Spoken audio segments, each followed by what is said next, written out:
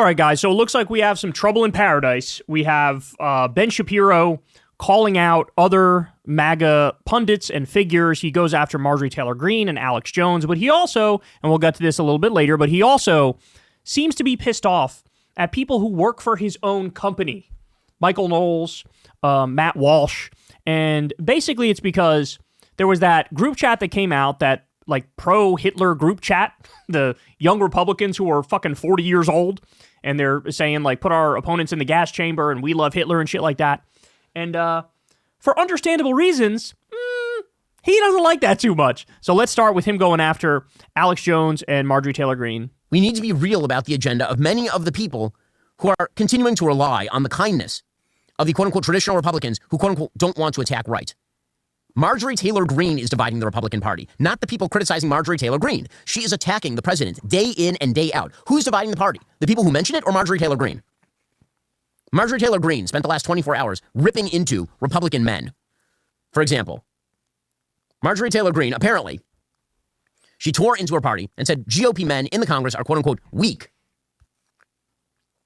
Apparently, and now she's getting this media blitz from the left, while torching Speaker Johnson, torching Donald Trump, accusing Donald Trump of a cover-up over Epstein. Quote, whereas President Trump has a very strong dominant style, he's not weak at all. A lot of the men here in the House are weak, Greene said.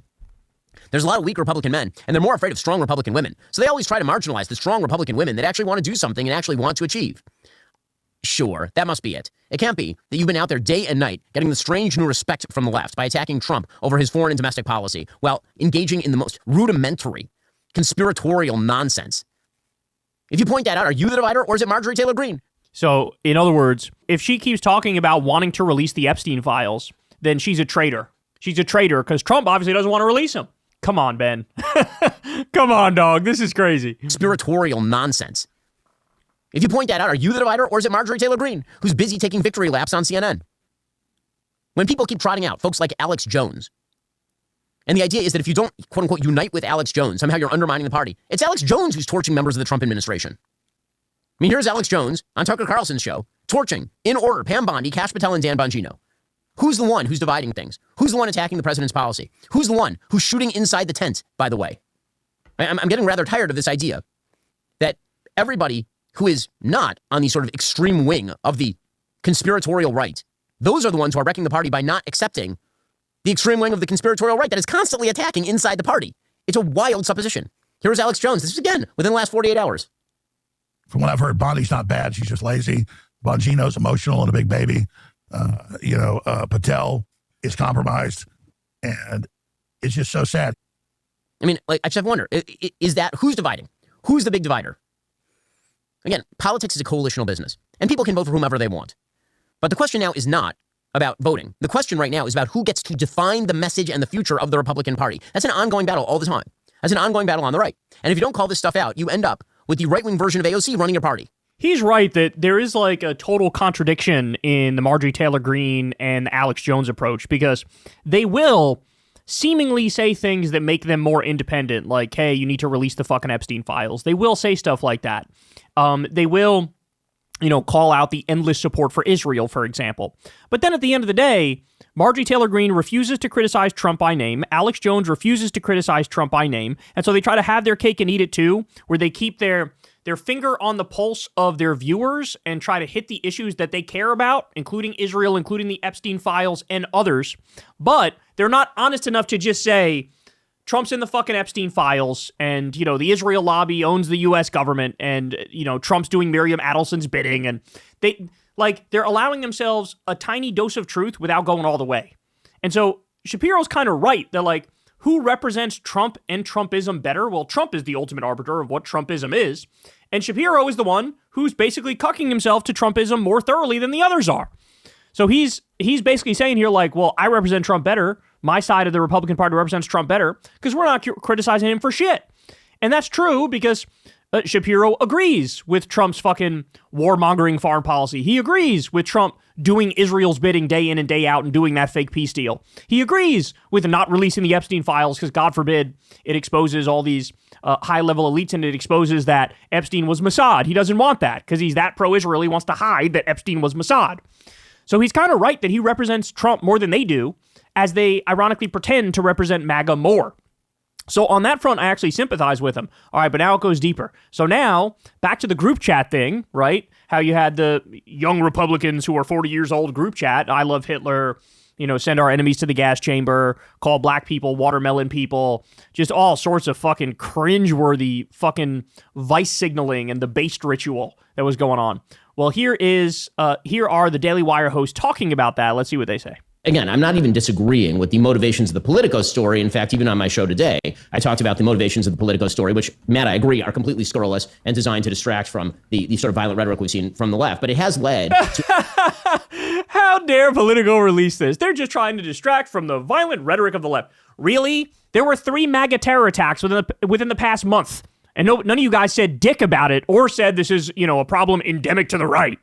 But yeah, that's what they were doing. They were distracting from the violence of the left, please. I think a reactionary response on some parts of the right to say there should be no policing ever at all. No social consequences should ever attend to things that are said on the right. That it's basically just pure my side versus your side. The problem I have is, number one, I think that's moral. And number two, I don't think that's pragmatic. I don't think that's moral because I think that there are things that get said on the right that are really, really, really ugly. And pretending those away doesn't make them go away. I think that they're rising. I think that they're getting more common. I know that my death threats from that side are getting more common. I know I have more security because of that. And it's not just from the left. I have lots of security from the left. And I also get lots of security from the right. Matt, I think a little bit earlier today, you tweeted that kind of your litmus test is the people who are trying to kill you. And I totally get that. I also have that litmus test. The difference is that I think that if somebody tries to kill you, Matt, there's a good shot that it's going to be a leftist. If somebody tries to kill me, it's a freaking Agatha Christie novel. I just don't know which direction the bullet is coming from at this point, given the sort of various and sundry radical extremes that exist. I'm not going to say that the right is equivalent to the left in this respect, because I don't think it's been mainstreamed to nearly the same effect on the right that it has been on the left. But to pretend that it has not infiltrated a lot of very important spaces.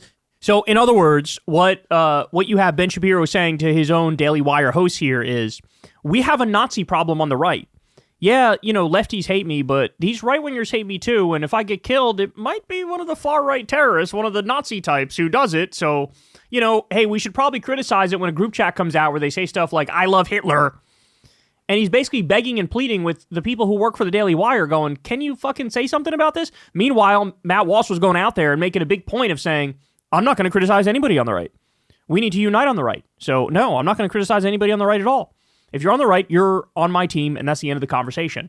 And then Ben Shapiro, who of course is very Jewish, he's going, well, hold on. Some of the people in the right-wing tent want to shove me in a gas chamber or deport me from the country and view me as inferior, inherently inferior. I don't know, man. I kind of want to say fuck those people, and I think you should say it too. And so if you scroll down here, you got to watch. See? Right up. Here's a Groiper tweeting fucking Nick Fuentes. Get back to work, Matt Walsh. Get back to work. Do not criticize Israel. Oh, yes, sir. Yes, sir. Yes, sir, Ben Shapiro. Now, by the way, the question is, where is the heart of Michael Knowles and Matt Walsh? Right? This other guy here is Andrew Klavan. He's also Jewish. He's more on Shapiro's side. But where is the heart of Michael Knowles and Matt Walsh? And look, on that point, I think they're terrified of Nick Fuentes. And I also think deep down they kind of agree more with Nick Fuentes than they do with Ben Shapiro.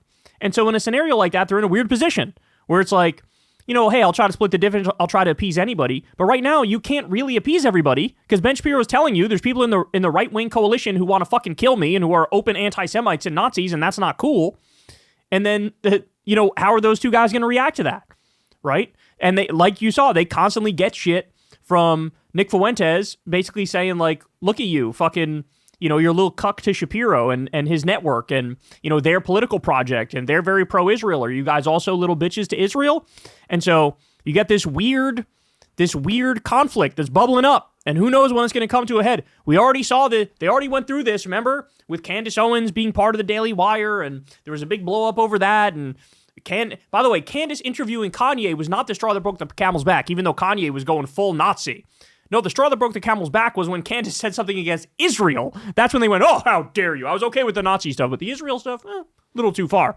But, it's at the point now where Shapiro can't ignore it because he tried to ignore it for a while too. But when you have somebody like Nick Fuentes, who's a big voice on the right, and you have this growing Groiper problem on the right, you either take it head on or, you welcome them into the coalition. And I think Matt Walsh and Michael Knowles would say, welcome them in. And at this point, I think Shapiro would go, can't do that because they want to fucking kill me. And so here we are.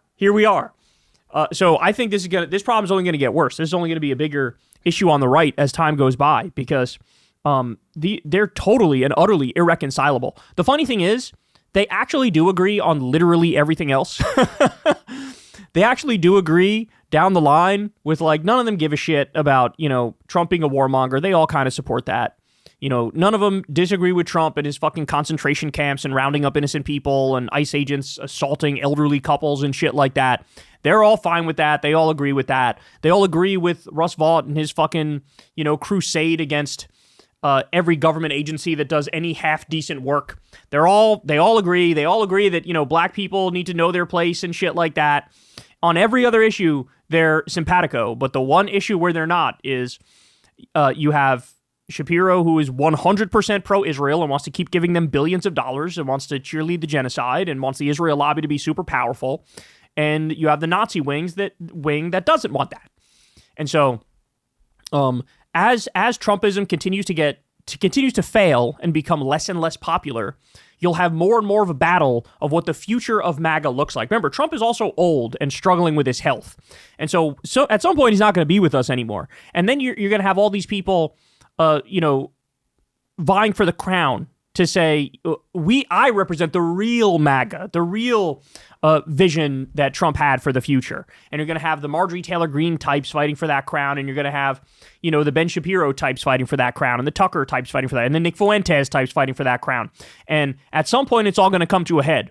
But they are probably way more, apart than the left right now. Liberals and leftists are becoming one right now. Certainly the voters.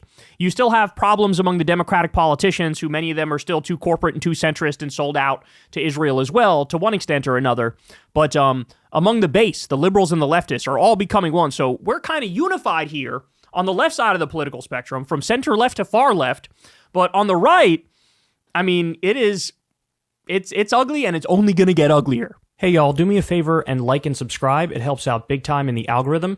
Click the bell as well for notifications when videos drop, and watch that video on screen right now.